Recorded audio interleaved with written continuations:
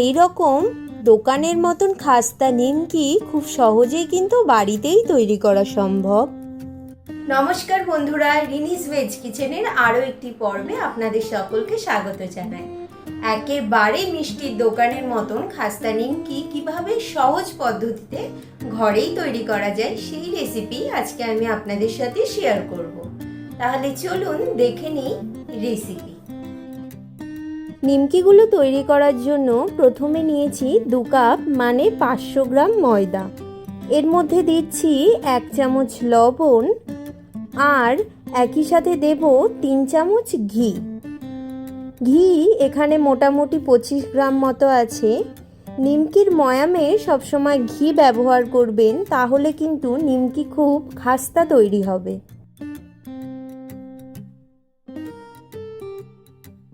আর দিচ্ছি 1 চামচ চিনি আর 1 চামচ দেব কালো জিরে আর হাফ চামচ নিয়েছি জোয়ান। হাতে নিয়ে একটু এরকম ক্রাশ করে দিলে টেস্টটা কিন্তু খুব ভালো হয়। এবার খুব ভালোভাবে সব কিছু একসাথে মেখে নিতে হবে।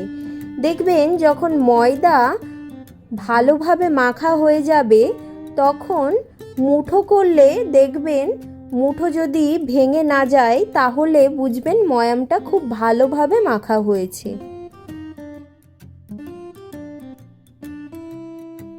আর যদি ময়াম মাখার পর ময়দা মুঠো না হয় তাহলে সেক্ষেত্রে আরও 1 চামচ মতো ঘি দিয়ে তারপর আবার ভালোভাবে মাখলে দেখবেন খুব সহজেই কিন্তু এটা মুঠো হয়ে যাবে। এখানে দেখুন ময়দায় ময়াম দেওয়ার পর কত সুন্দর মুঠো হয়ে গেছে, মানে ময়ামটা ঠিকঠাক আছে। এবার এর মধ্যে অল্প অল্প করে জল দিয়ে একটা সফট ডো তৈরি করে নেব।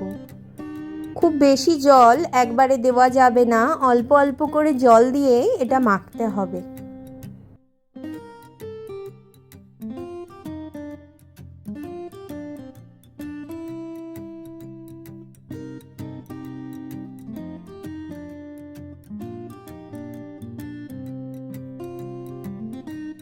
দেখুন এখানে ডোটা মাখা হয়ে গেছে।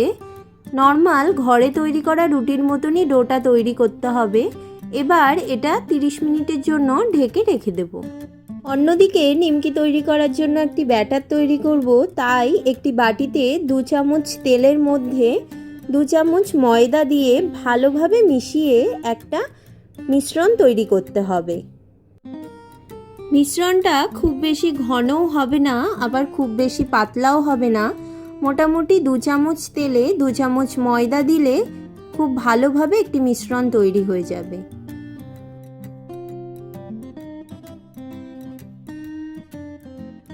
এবার 30 মিনিট পর ওই ঢেকে রাখা ময়দার ডো থেকে মাঝারি মাপের করে লেচি কেটে নিয়েছি। আমি এখানে 6টা লেচি কেটেছি, ওই মোটামুটি নর্মাল ঘরে তৈরি করা রুটির লেচির চেয়ে একটু বড় করে। এবার একটা করে লেচি নিয়ে রুটির মতো করে বেলে নেব। রুটিগুলো পুরো গোল না করলেও হবে।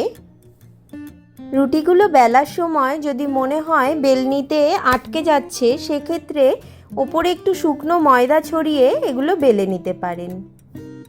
রুটি বেলার পর এর মধ্যে আগে যেই ময়দা আর তেলের মিশ্রণটা তৈরি করেছিলাম সেই মিশ্রণ অল্প অল্প করে পুরো রুটিটাই মাখিয়ে নিতে হবে। একটা রুটিতে মোটামুটি হাফ চামচ করে মিশ্রণ দিলেই দেখবেন খুব ভালোভাবে মাখা হয়ে যাবে। এবার মিশ্রণটা মাখানোর পর এরকম চেপে চেপে একটা রোল তৈরি করে নিতে হবে। এখানে রুটিটা সবসময় এরকম একটু চেপে রোল করবেন, না হলে কিন্তু এরপর যখন বেলবো সেক্ষেত্রে খুলে যেতে পারে। এরপর এই রোল করে নেওয়া রুটিটা সমান ভাগে ছোট করে কেটে নেব। মোটামুটি 1 ইঞ্চি করে একটা ভাগ করে কেটেছি।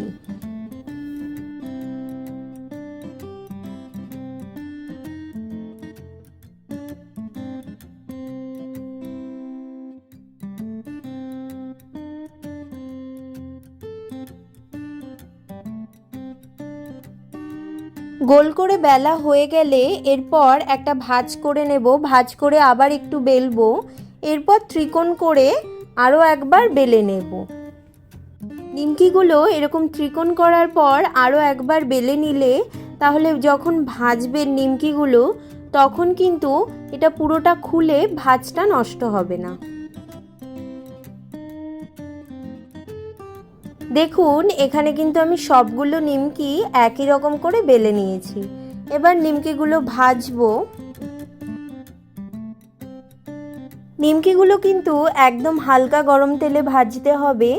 তেল যখন একদম হালকা গরম থাকবে তখন নিমকিগুলো তেলে দিয়ে দিতে হবে। আর নিমকিগুলো লো টু মিডিয়াম ফ্লেমে ভাজতে হবে। যদি হাই ফ্লেমে ভাজেন সেক্ষেত্রে নিমকির ভেতরগুলো কাঁচা থাকবে আর খুব সহজেই ওপরে কালার চলে আসবে। নিমকিগুলো ভাজতে কিন্তু বেশ খানিকটা সময় লাগবে। দেখবেন 1-2 মিনিট পর নিমকিগুলো এরকম তেলের ওপর ভেসে উঠবে, তখন আস্তে করে খুন্তি দিয়ে নিমকিগুলো উল্টে দিতে হবে। এখানে দেখুন একটা নিমকিও কিন্তু ভাঁজ খুলে যায়নি। এর জন্যই নিমকি যখন ত্রিকোণ হবে তারপরে একবার বেললে ভাঁজগুলো খুলবে না ভাজার সময়।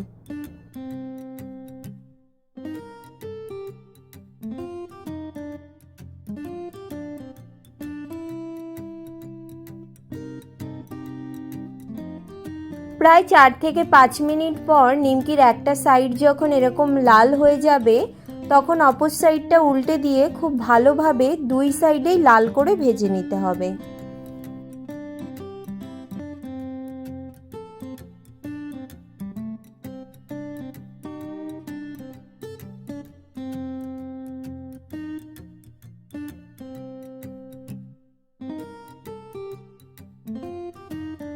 দেখুন এখানে কিন্তু আমি সবগুলো নিমকি খুব ভালোভাবে লাল করে ভেজে নিয়েছি। 2 সাইডেই খুব সুন্দর কালার চলে এসছে। এবার নিমকিগুলো আমি তুলে নেব আর সবগুলো নিমকি একই রকম করে ভেজে নেব। নিমকিগুলো যখন তেল থেকে তুলবেন খুব ভালোভাবে তেলটা ছেঁকে তুলতে হবে, না হলে কিন্তু নিমকির ভেতরে তেল থাকবে। স্টোর করার পরে নিমকি অনেক সময় কিন্তু সেক্ষেত্রে নরম হয়ে যেতে পারে। দেখুন কত সহজেই কিন্তু তৈরি হয়ে গেল এই দারুণ খাস্তা একেবারে মিষ্টির দোকানের মতো নিমকি, খুব সহজেই খুব কম উপকরণ দিয়েই বাড়িতেই। আপনারা এয়ারটাইট কন্টেনারে 1 মাস পর্যন্ত রেখে এই নিমকি কিন্তু খেতে পারবেন।